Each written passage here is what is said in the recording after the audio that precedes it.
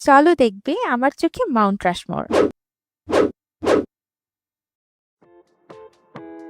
আমাদের ট্রিপটা শুরু হয় আইএসআই হাউস থেকে। ওই যে গাড়িটা দেখছো, ওইটায় আমরা 10 জন মতন একসাথে ছিলাম। আমাদের সাথে আরো দুটো গাড়ি ছিল।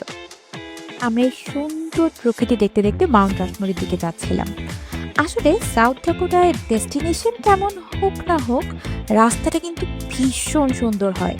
চারিদিকে পাহাড়, সবুজ, এত ভালো লাগে। দেখতে দেখতে আমরা পৌঁছে যাই একদম মাউন্ট কাশ্মীরের কাছাকাছি। এটা একটা ইন্টারসেকশন ছিল। এটার নাম ডালস চিনস আর্ট, এরকম কিছু একটা হবে। এখানে মেইনলি ছিল এই সুন্দর সুন্দর কাঠের কিছু শিল্পকর্ম, যার সাথে আমি অনেকগুলো ছবি তুলেছিলাম। এই ঝিরিটাও আমার বেশ ভালো লেগেছিল। এখানে আমি ছোট্ট একটা ব্রেক নেই। আর এখানে আরো একটা সুন্দর জিনিস ছিল, এই যে যে স্টোনগুলো দেখছো, এগুলো কালেকশনটা ভীষণ সুন্দর ছিল। সামনাসামনি দেখতে ভিডিও থেকে আরো অনেক বেশি সুন্দর ছিল। পাশেই যখন দেখলাম একটা সুভেনিয়ার শপ আছে, ওখানে আমরা ঢুকে পড়েছিলাম কয়েকজন। এই বইটাকে দেখে আমি ভীষণ ভয় পেয়েছিলাম, একটু স্ক্যারি দেখতে, তাই না? শপের আইটেমগুলো অনেক সুন্দর ছিল। সাউথ ডাকোটার ট্রেডিশনের সাথে জড়িত আইটেমগুলোই মেইনলি এখানে ছিল।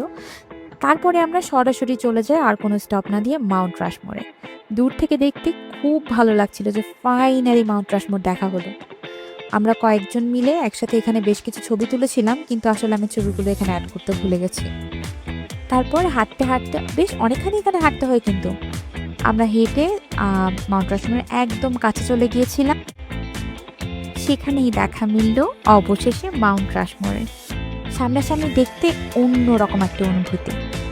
ভেতরে একটা থিয়েটার মতন ছিল, যেখানে আমরা বেশ সুন্দর একটা ডকুমেন্টারি দেখতে পাই, যেখানে মাউন্ট রাশমোর কীভাবে বানানো হলো, কারা বানিয়েছিল, এরপরে আরও নানান ইতিহাস এটা নিয়ে জড়িত যা কিছু আছে, অনেক কিছু জানতে পারি।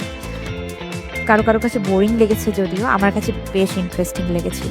এরপর আমরা সেখান থেকে বের হয়ে সোজা চলে যাই মাউন্ট রাশমোরের কিয়স্কে।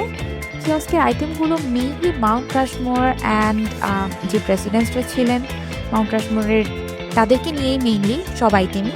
আমি ঘুরে ঘুরে বেশ খানিকটা দেখলাম। তবে যেমন কিয়স্ক হয়, আইটেমগুলোর দাম অনেক বেশি, আকাশ ছোঁয়া মনে হয়েছে আমার কাছে।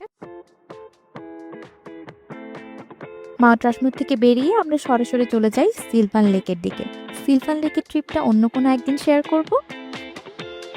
আপাতত এইটুকুই ছিল তোমাদের জন্য আমার চোখে মাউন্ট রাশমোর। কেমন লাগলো জানাবে কিন্তু।